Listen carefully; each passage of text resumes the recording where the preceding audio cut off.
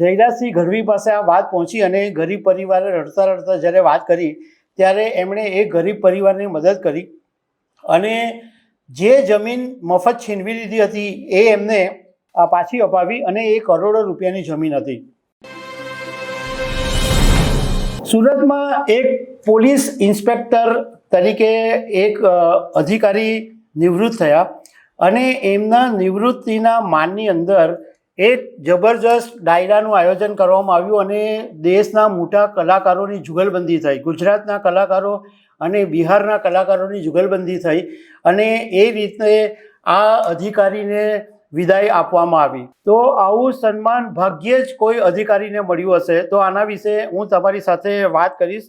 મારું નામ રાજેશ શાહ છે અને તમે જોઈ રહ્યા છો ગુજરાતના સૌથી મોટા ડિજિટલ ન્યૂઝ પ્લેટફોર્મ ખબરછે.com. જયરાજસિંહ માધુભાઈ ગઢવી એમને 1 મહિના પહેલાં જ પીઆઈ તરીકેનું પ્રમોશન મળ્યું અને તેઓ નિવૃત્ત થયા. આ પહેલાં પીએસઆઈ હતા અને એ નિવૃત્ત થયા ત્યારે કામરેજમાં એક ખાનગી ફાર્મ હાઉસની અંદર એક ડાયરાનું આયોજન કરવામાં આવ્યું અને આ ડાયરાની અંદર લોક સાહિત્યકાર માયાભાઈ આહિર, લોક ગાયક કીર્તિદાન ગઢવી અને બિહારના ધારાસભ્ય અને લોકગીતકાર મૈથિલી ઠાકુર હાજર રહ્યા અને આ 3 મોટા કલાકારોની જુગલબંધી સ્ટેજ ઉપર જબરજસ્ત જોવા મળી અને આ પ્રસંગે જયરાજસિંહ ગઢવી પોતે પણ હાજર રહ્યા અને આ કલાકારો એ લોકોને મજા પણ કરાવી અને ડાયરામાં જેવી રીતના પૈસા ઉડાવવામાં આવે છે એવી રીતના પૈસા પણ ઉડાવવામાં આવ્યા અને પોલીસ વિભાગના પોલીસ પરિવારના ઘણા બધા લોકો હાજર રહ્યા. જે જયરાજસિંહ ગઢવીના ચાહકો હતા એવા લોકો પણ હાજર રહ્યા અને એ બધાએ નોટોનો વરસાદ કર્યો. હવે આ બાબતે અમે જયરાજસિંહ ગઢવી વિશે થોડી માહિતી મેળવવાની કોશિશ કરી. અમે એમની સાથે વાત બી કરી છે. તો એમનું જન્મસ્થળ મહેસાણા પાસે લીચ ગામ છે અને એમના પિતા રેલવેમાં આરપીએફમાં કામ કરતા હતા અને જયરાજસિંહ ગઢવી પોતે સુરતમાં કોન્સ્ટેબલ તરીકે જોડાયા અને પછી પીએસઆઈ બન્યા અને છેલ્લે હમણાં પીઆઈ હતા. આ દરમિયાન એમણે કચ્છમાં કામ કર્યું, પોરબંદરમાં કામ કર્યું, ભાવનગરમાં બગદાણામાં પીએસઆઈ તરીકે કામ કર્યું, નવસારી ગ્રામ્યમાં, સુરત ગ્રામ્યમાં એમણે કામ કર્યું અને એલસીબીમાં પીઆઈ તરીકે પણ હતા. હવે એમને 1 મહિના પહેલાં જ પ્રમોશન મળ્યું પરંતુ એમની એક વાત એ છે કે એમનું પ્રમોશન ઘણા સમય પહેલાંથી હતું પરંતુ કોઈ કારણસર એ પ્રમોશન અટકી ગયેલું હતું.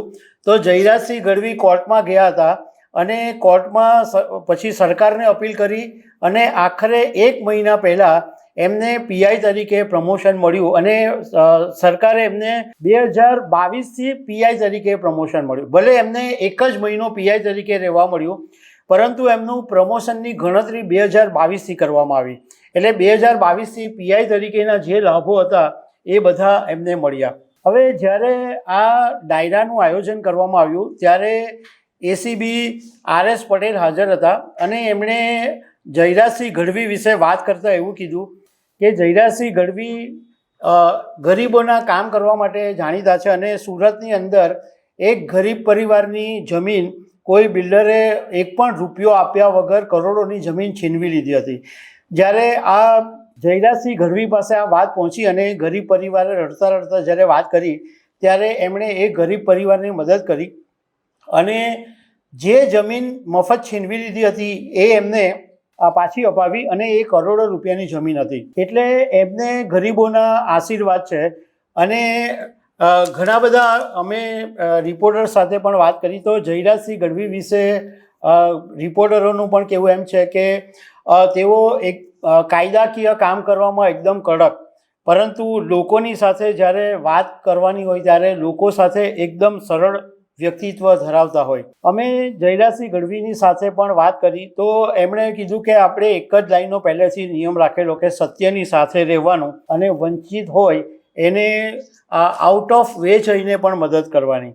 અને એમણે એવું કીધું કે સુરતની અંદર જ્યારે એક વખતે 29 બોમ્બ પ્લાન્ટ કરેલા હતા એ વખતે સૌથી પહેલો બોમ્બ છે એ અમારા પીઆઈ આર.એસ. પટેલને મળ્યો અને આર.એસ. પટેલ એ બોમ્બને ડિફ્યુઝ કરવા માટે જાણકાર હતા. તો એ વખતે એમની બાજુમાં જ હું ઊભો હતો તો તે વખતે આર.એસ. પટેલે એવું કીધું કે ગઢવી તમે હટી જાઓ, કારણ કે આ બોમ્બ કંઈ પણ થઈ શકે.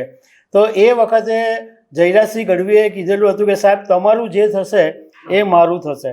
આ ઉપરાંત જયરાજસિંહ ગઢવીની એક એ વાત પણ અમને જાણવા મળી કે એમના કુળદેવી છે વિહતમાં, એ હળવદથી 110 કિલોમીટર છે સાયલામાં, અને એમનો નિયમ છે કે દર ભાઈબીજના દિવસે એમના પરિવારના લોકોની સાથે ચાલતા મંદિરે જાય, એટલે પદયાત્રા કરીને માતાજીના દર્શન કરવા માટે જાય. પણ આ લોકોની જબરદસ્ત પ્રેમ ચાહના કહેવાય કે એમનો આટલો એક ભવ્ય વિદાય સમારંભ યોજાયો. તો દર્શક મિત્રો, આવી અનેક વાતો સાથે અમે તમને મળતા રહીશું. આભાર.